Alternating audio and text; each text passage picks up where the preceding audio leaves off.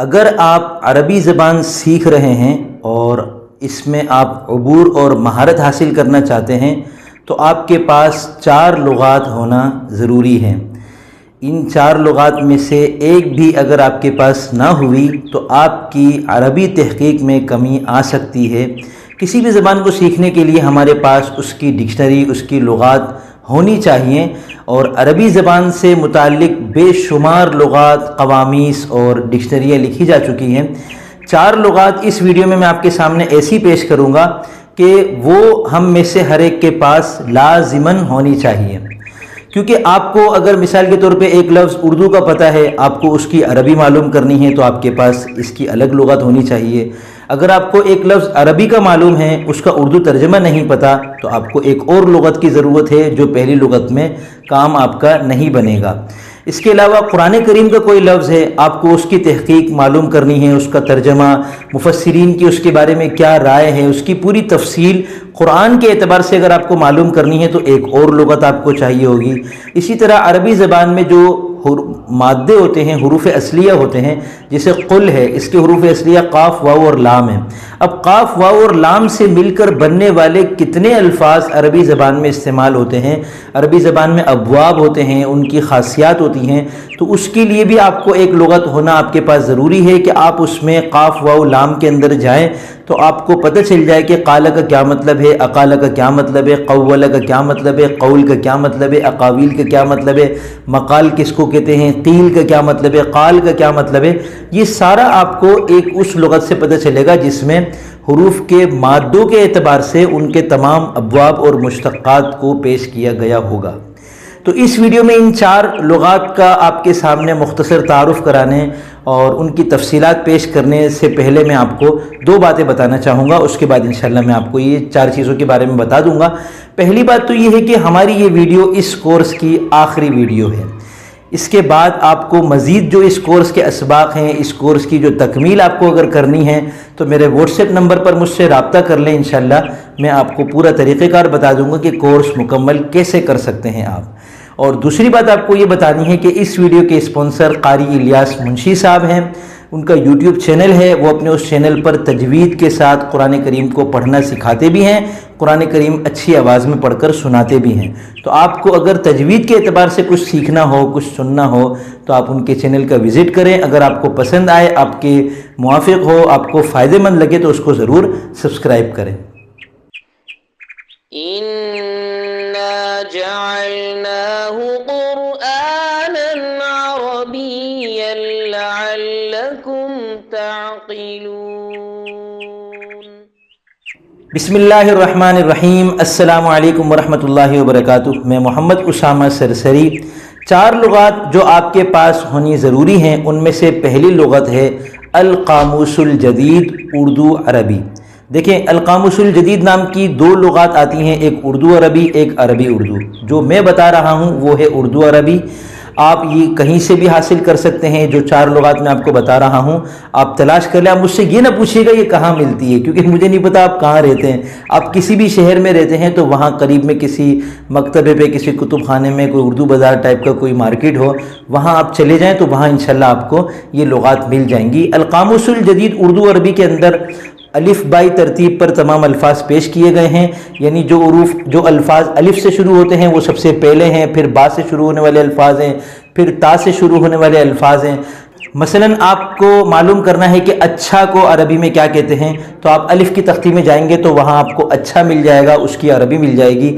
بہتر کو آپ معلوم کرنا چاہتے ہیں کہ اس کی عربی کیا ہے تو با کی تختی میں مل جائے گا، اور اسی طرح آپ کو جو بھی لفظ چاہیے ہوگا، پنکھا آپ کو پے کی تختی میں مل جائے گا، اور بجلی آپ کو بے کی تختی میں مل جائے گی۔ اسی طرح آپ کو موبائل اگر معلوم کرنا ہے موبائل کو عربی میں کیا کہتے ہیں تو وہ میم کی تختی میں مل جائے گا۔ یوں آپ تلاش کر سکتے ہیں۔ تو آپ کسی بھی تختی میں جب جائیں گے تو اس کے بعد آپ کو دوسرا حرف پیش نظر رکھنا ہوگا۔ اب جیسے موبائل آپ تلاش کر رہے ہیں اس کی عربی، تو آپ میم کی تختی میں جائیں گے۔ اب میم کی تختی میں آپ پھر میم واو میں جائیں گے، کیونکہ میم کے بعد واو ہے موبائل کے اندر، یوں آپ کو وہ لفظ انشاءاللہ مل جائے گا۔ یہ تفصیل اس لیے بتائی کہ بہت سے اس ویڈیو کو دیکھنے والے وہ بھی ہوں گے جنہوں نے آج تک کبھی کوئی لغت کھولی ہی نہیں ہوگی، تو ان کے لیے بھی آسانی ہو جائے۔ دوسری لغت جو میں آپ کو بتانا چاہتا ہوں وہ ہے بیان اللسان۔ بیان اللسان کے اندر آپ کو کوئی بھی لفظ آپ کو عربی اس کی معلوم ہے، آپ کو اس کی اردو معلوم کرنی ہے تو اس لغت میں آپ کو پتہ چل جائے گا، اور ترتیب اس کی بھی الف بائی ہے کہ پہلے الف سے شروع ہونے والے الفاظ ہیں، پھر با سے شروع ہونے والے، پھر تا سے شروع ہونے والے۔ تو بیان اللسان اور القاموس الجدید اردو عربی ان دونوں میں دیکھنے کا طریقہ ایک ہے، فرق یہ ہے کہ القاموس الجدید اردو عربی میں آپ کے پاس اردو لفظ ہے، آپ کو اس کی عربی مل جائے گی۔ بیان اللسان کو کھولیں گے تو آپ کے پاس عربی لفظ ہے، مثلا مروحۃ آپ کے پاس ایک لفظ آیا، کہیں لکھا ہوا دیکھا آپ نے، آپ کو پتہ نہیں کہ اس کا کیا ترجمہ ہے، تو آپ بیان اللسان کھولیں گے، اس میں دیکھیں گے مروحۃ میم کی تختی میں، پھر اس میں میم اور را کے تحت آپ کو پتہ مل جائے گا مروحہ، اور آگے لکھا ہوا ہوگا پنکھا۔ جو صرف کے طلبہ ہیں ان کو بتا دوں کہ مروحۃ اسم اعلیٰ صغریٰ ہے، اسم اعلیٰ وسطیٰ ہے جو ہم نے پڑھا تھا کہ، اور راحت سے ہے یہ، تو راحت دینے کا جو آلہ ہوتا ہے، پنکھا ایک راحت دینے کا آلہ ہوتا ہے۔ راحت دینے کے آلے چھوٹے بھی ہوتے ہیں، درمیانے بھی ہوتے ہیں، بہت بڑے بڑے بھی ہوتے ہوں گے، تو یہ چونکہ درمیانہ آلہ ہے تو اس لیے اس کو مروحۃ کہتے ہیں، واللہ عالم۔ یہ میری اپنی ایک ذاتی تحقیق تھی جو دماغ میں تھا، وہ آپ کو بتا دیا۔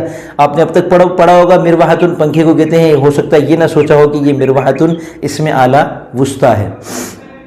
تیسری لغت جو میں آپ کو بتانا چاہتا ہوں کہ جس میں آپ کو انشاءاللہ عربی زبان میں بہت مہارت حاصل ہوگی، خاص کر قرآن کریم کے اعتبار سے، اس کا نام ہے قاموس القرآن۔ یہ میں اپنی متعدد ویڈیوز کے اندر اس کو بتا چکا ہوں، اس آج پھر بتا دیتا ہوں۔ قاموس القرآن نام کی جو لغت ہے یہ بہت زبردست لغت ہے۔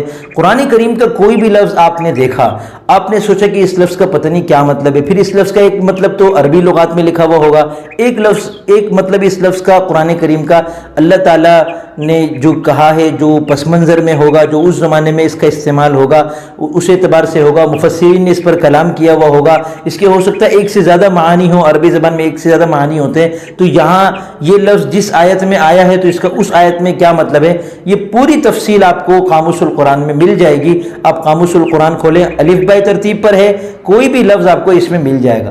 اب آپ کہیں گے کہ بیان اللسان اور قاموس القرآن میں کیا فرق ہے؟ ایک فرق تو یہ ہے کہ بیان اللسان کے اندر عربی کے تمام الفاظ ہیں، قاموس القرآن کے اندر قرآن کریم کے تمام الفاظ ہیں۔ بیان اللسان میں جو عربی کے تمام الفاظ ہیں تو اس میں افعال اور ان کے جو مشتق افعال ہوتے ہیں وہ نہیں ہوتے، جسے اردو ڈکشنری میں مثلا کہنا اردو ڈکشنری میں آپ کو مل جائے گا، لیکن کہا، کہتا ہے، کہے گا، کہنے والا، کہا ہوا، یہ آپ کو کسی اردو ڈکشنری میں نہیں ملے گا۔ اسی طرح عربی زبان میں بھی قال تو آپ کو مل جائے گا، لغت میں قول بھی مل جائے گا، مگر قالو، قالت، قالتا، قلنا، قلتا، قلتما، قلتم یہ آپ کو بیان اللسان میں نہیں ملے گا۔ تو قرآن کریم کے اندر افعال، اسماء اور حروف اور ان میں سے جو مشتقات ہیں، جو مختلف قسم کے بدلتے ہوئے صیغے ہیں، وہ سب کے سب آپ کو الف بائی ترتیب کے مطابق قاموس القرآن میں مل جائیں گے، اور ان کی پوری تفصیل آپ کو پڑھنے کو ملے گی، آپ کو انشاءاللہ بہت زیادہ سیکھنے کو ملے گا۔ چوتھی لغت جو بہت زیادہ اہم ہے، اور میں سمجھتا ہوں کہ عربی گرامر پڑھنے والے کے پاس یہ لغت تو لازماً ہونی چاہیے، کوئی اور لغت ہو یا نہ ہو۔ اس کی وجہ یہ ہے کہ یہ لغت آپ کو بڑا محقق بنا دیتی ہے۔ اور دیکھیں، لغت کھولنے کی عادت اپنے اندر ضرور پیدا کریں، لغت کو کھولتے رہنا آدمی کو اچھا خاصا محقق بنا دیتا ہے۔ ہمارا آج کا مسئلہ یہ ہے کہ جو چیز سمجھ میں نہیں آتی ہم پوچھ لیتے ہیں کسی سے، ہم فیس بک پہ پوچھ لیتے ہیں، یوٹیوب پہ پوچھ لیتے ہیں، واٹس ایپ پہ۔ بھائی پہلے آپ خود اپنا مزاج بنائیں، لغت کھولیں۔ تو چوتھی لغت ہے مصباح اللغات یا القاموس الوحید، جو بھی لے لیں ان میں سے، یا آپ کو کوئی اور اس جیسی مل جائے تو وہ بھی انشاءاللہ کافی و شافی ہوگی۔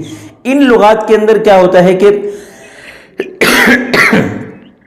عربی زبان میں جو الفاظ ہیں نا، ان کے حروف اصلیہ ان کے اندر نکالے جاتے ہیں، اور وہ اس کا مادہ کہلاتا ہے۔ یہ علم الصرف میں ہم پڑھ چکے ہیں۔ تو جو مادہ ہوتا ہے، اس مادے سے بننے والے تمام الفاظ جو ہیں وہ ان لغات کے اندر پیش کیے جاتے ہیں۔ تو ان لغات میں الفاظ الف بائی ترتیب پر آپ کو کبھی بھی نہیں ملیں گے۔ آپ کو یقولو اگر تلاش کرنا ہے تو وہ آپ کو یا کی تختی میں نہیں ملے گا، وہ آپ کو قاف کی تختی میں ملے گا۔ مروحتن پنکھے کو کہتے ہیں، وہ آپ کو میم کی تختی میں نہیں ملے گا، وہ آپ کو را کی تختی میں ملے گا، کیونکہ مروحتن کے حروف اصلیہ یا اس کا مادہ جو ہے را، واو اور ہا ہے۔ تو را، واو اور ہا کو جب آپ کھولیں گے، اس سے بننے والے تمام الفاظ آپ کے سامنے آ جائیں گے، اور ان سے مزید جو الفاظ آپ بنائیں گے وہ علم الصرف کی صلاحیت کی روشنی میں تو وہ پھر اور ہزاروں کی تعداد میں ہوتے ہیں۔ عربی زبان تو پورا ایک سمندر ہے۔ تو اب جیسے قل هو اللہ احد ہے، لفظ قل کا کیا مطلب ہے؟ لفظ قل کا مطلب آپ کو القاموس الجدید اردو عربی میں نہیں ملے گا، کیونکہ وہاں اردو الفاظ ہیں۔ لفظ قل کا مطلب آپ کو بین اللسان میں بھی شاید نہ ملے، کیونکہ وہاں قول مل جائے گا کہنا، اب اس سے آپ قل بنائیں، اس سے آپ قال بنائیں، کچھ بھی بنائیں۔ لفظ قل کا مطلب آپ کو قاموس القرآن میں مل جائے گا، اور مصباح اللغات یا القاموس الوحید جو بھی ہے، القاموس الوحید آپ لے لیں، وہ بھی بہت اچھی ہے، اس کی ایپ بھی آپ کو مل جائے گی۔ میں ایپ بھی استعمال کرتا ہوں، لغت بھی استعمال کرتا ہوں۔ تو قل اگر آپ قاموس القرآن میں کھول کے دیکھیں گے تو قرآن کریم کے اعتبار سے قل کی تشریح وہاں آپ کو مل جائے گی۔ وہ ممکن ہے وہاں یہ لکھا ہوا ہو کہہ دو، کیونکہ اس میں بہت زیادہ مزید تشریح تو ہے نہیں، لیکن قل کو جب آپ القاموس الوحید میں کھولیں گے تو آپ کو جانا پڑے گا قبلہ میں، کیونکہ قل کے حروف اصلیہ ہیں قاف واو لام، یہ اجوف واوی ہے، اس میں اقول تھا، تعلیل ہو کر یہ قل ہو گیا ہے۔ تو جب قاف واو لام کو آپ کھولیں گے تو وہاں آپ کو سب سے پہلے ملے گا قالا۔